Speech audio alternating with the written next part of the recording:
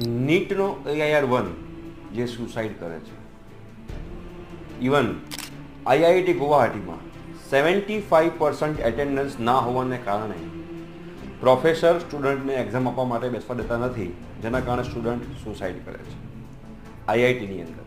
અને કોટાની અંદર તો બધાને ખ્યાલ જ છે કે કેટલા બધા વિદ્યાર્થીઓ સુસાઇડ કરે છે. હું કેમ કહી રહ્યો છું?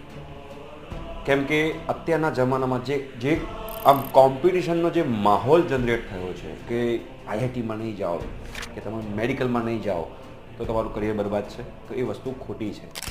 આજકાલના વિદ્યાર્થીઓને આપણે સમજવાની જરૂર છે, કેમ કે બહુ જ કોમ્પિટિશનવાળું વાતાવરણ છે. તો દરેક પેરેન્ટ્સને મારી એક નમ્ર વિનંતી છે કે તમે એકવાર શાંતિથી તમારા ચાઇલ્ડ જોડે બેસીને ડિસ્કસ કરો કે એની લાઈફમાં શું ચાલી રહ્યું છે.